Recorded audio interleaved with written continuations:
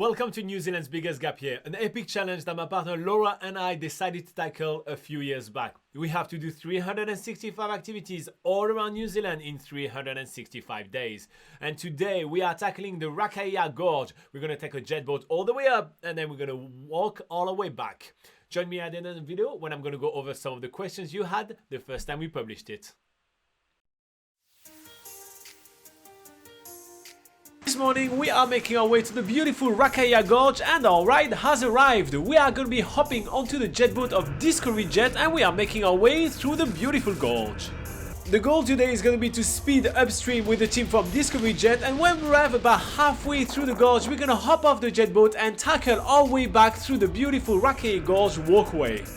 The journey up the Rakaia Gorge is absolutely stunning, as we're just thrown into this complete wilderness area. The further down the gorge we go, the higher the gorge walls get, the more forest there is around us, and the more stunning these milky blue waters get. It's amazing what these jet boats can do, and our driver Blair is negotiating up all these different river channels because the Rakaia River is actually a braided river. This also means that the water is super shallow, but that doesn't stop this jet boat that can just speed right on top of the water's surface.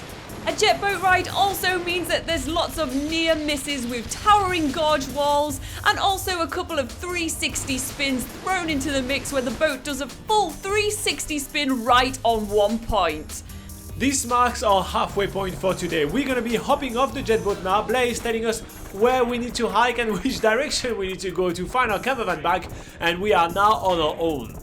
We only realize how windy the Rakaia Gorge are as soon as we get off the jet boat. Because of the speed, we didn't realize that this is one of the windiest places of the whole of New Zealand. And we are now climbing on a cliff of the gorge. It's a pretty steep track, but it's a beautiful one. We're really well sheltered from the wind now, so it just feels much nicer than in the gorge. The hike from there is going to be taking us about 2 hours to be reunited with our camper van at the base of the Discovery Jet. It's a really cool hike, there is heaps to see, and Laura can't stop herself taking pictures of literally everything. It's just some flowers. To her credit, those flowers are looking absolutely gorgeous. The whole track is a mix between exotic flowers and native bush. It's a very interesting mix and something unlike we've seen at all during this entire trip. Not only is the vegetation super diverse along this track, but also the geology of the area is as well, with different coal and limestone cliffs that we can see. We're walking along glacial and river carved terraces as well, and there's even ancient lava flows in this area. Among all the awesome sights and picture opportunities, the trail itself is pretty adventurous. It's really rugged, it's very varied. On this single trail, we have all these routes to climb over. There's a lot of pebbled streams to cross and some muddy sections as well, but it still makes this track really awesome to do. The first section of the trail is mostly going uphill as we're making our way to the highest point of the gorge on the Rakaia walkway, and it's a really good ratio between being in the forest and out of that really strong wind, and also coming to some really awesome viewpoints where we can see extensive views over the river and all the way out to the Southern Alps. About midway through the walk, we even find ourselves a little sidetrack pointing to an old coal mine. When we get to the coal mine, it is the most terrifying thing we've ever seen as we look into this really deep and dark tunnel. We are looking at the Snowdon coal mine right here, and honestly it looks like a pure horror movie. There is no amount of money that you can give me to get me to work in something as scary as that. The hike then takes us through beautiful native forest and to amazing viewpoints. We get to see some amazing views of the Rakaia River as well as some really awesome nature wildlife. The Rakaia River is actually New Zealand's largest braided river. It is an absolutely stunning sight because of its milky blue water and all the light grey coloured rocks surrounding it. It makes it pop so much through the green, lush New Zealand sceneries. And it's actually quite a rare sight because braided rivers of this size can only be found in Alaska, Himalayas and in Canada. So in New Zealand, we are the 4th country in the world where you can find those rivers, and that's pretty unique. It's one of those things that New Zealand is underestimated for. We have sceneries which are not only gorgeous but absolutely unique.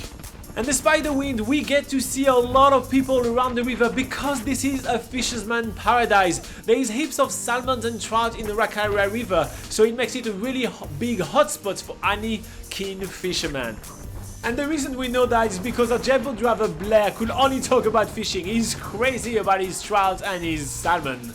We are finishing our hike. The whole forestry is changing from native New Zealand bush to pine forest. The pine forests were planted here by English settlers that wanted a fast growing tree for both constructions and for heating their houses. It was an awesome hike, and we're now making our way back to Methven.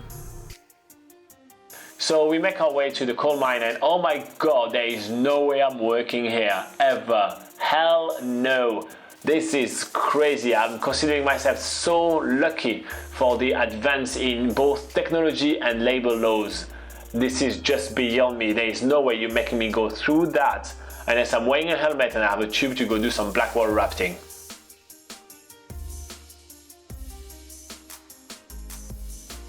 Alright guys, so what did you think about that video? I really enjoyed the fact that we get to uncover a lot of the more hidden gems of New Zealand. A lot of time when people are planning a trip to New Zealand, Methven is nowhere near on their itinerary because, well, let's be honest, it is kind of away from the main tourist route that is going around the south end of New Zealand. So I like the fact that we get, with this amount of time that we gave ourselves to explore New Zealand, we get to show you a lot of the more hidden parts of the country. So yeah, I'd love to hear from you guys if you are planning to go to Methven or not. So make sure you comment below. And speaking of comments, if you are planning a trip to New Zealand at the moment, make sure to join us for the NZ Travel Show. It's happening at 8 AM on Sunday, New Zealand time, every single week. And we basically sit right here on this studio with Laura and we answer all your questions about traveling in New Zealand for an hour. So it's a perfect place for you to come and get confirmation of some items on your itinerary or just some silly questions that you may have about traveling in New Zealand. We can answer all of them for you. Okay, let's have a look at some of the comments that we had the first time we published it. It definitely wasn't a popular video, like only about 1,000 views. And we only have one comment from Chasing Adeline saying, awesome video. We want to do this so bad. It's really a Kiwi adventure to take a jet boat up the river. But I think we need to wait a little longer until Adeline, which is their daughter, is older.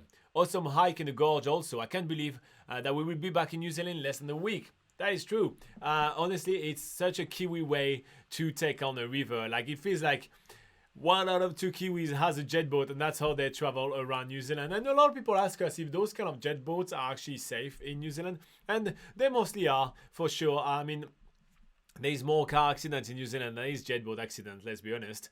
And yeah, they do a lot of like those kind of like near misses and 360-degree spins, and those spins are like really safe. Like those jet boats are super buoyant, so you should be good when taking one of those trips in New Zealand. And everybody gets life jackets, and the rivers are not like, you know, you're not lost at sea. Let's be honest, you are always like a few meters away from the banks of the river as well. All right, so that's all that I have for you guys today. If you feel like supporting all our hard work, you may want to hit the like button. You can subscribe to this channel. We already have more than 1,000 videos on the channel about traveling in New Zealand. Actually, I think 1,300 is the mark that we are crossing at the moment. So yeah, you may want to check that out. And yeah, if you feel like supporting us financially, you can join us on Patreon. We have a lot of awesome perks for you for the price of a cup of coffee a month. And if you are planning a trip to New Zealand, you may want to check out nzpocketguide.com. It's 100% free and genuinely the largest travel guide to New Zealand. In the meantime, keep on traveling awesome, stay safe, and I'll see you in the next video.